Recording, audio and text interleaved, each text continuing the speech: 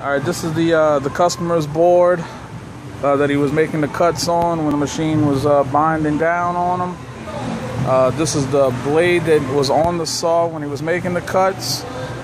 This is the blade that we put on the saw, and this is our test board. Machine's not binding down, and now we're going to cut a 8-foot piece, the exact same board that the customer was trying to cut, that the saw kept binding down on. And here we go.